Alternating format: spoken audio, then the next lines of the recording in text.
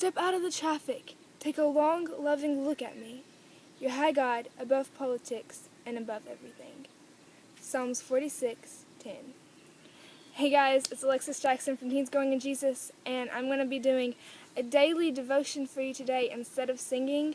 I'm going to start off with day 1, and if I feel like it's too short, I may do day 2. Where does God fit into your day? Are you one of those girls who try to squeeze him in on Sundays and at mealtimes, or do you talk to him more often than that? This book contains short devotional readings that you can read in just a few minutes. So if you read a chapter a day for an entire year, you will have given God your undivided attention for at least a couple of minutes each day. And make no mistake about it, the emphasis in the previous sentence should be placed on the words, at least. In truth, you should give God lots more time than that. But hey, it's a start. Even if you're the busiest person on the planet, you can still carve out a little time for God. And when you think about it, isn't that the very least you should do? God is a place of safety you can run to, but it helps if you are running to him on a daily basis so that you're in a familiar territory.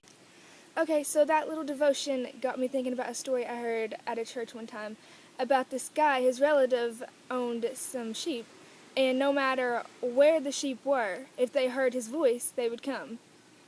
So one day, the guy, he was by himself without his relative, and he decided that he wanted to go feed the sheep and see the sheep. So he went up there and tried to call for them, and trying to mimic his relative's voice, but they didn't come because they knew the difference between the relative and that man's voice.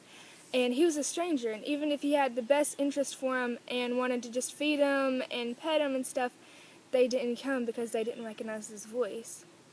And that got me thinking, we're God's sheep, but a lot of times we don't recognize his voice because we're caught up in something else and we don't spend enough time with him. And he's a stranger to us. And that's kind of scary. Like, God can use us, and we always say, God can use us, but he never speaks to us. And maybe that's because we don't know his voice. So, I guess that's it for today. I hope you liked it, and subscribe to our channel if you're not. See ya!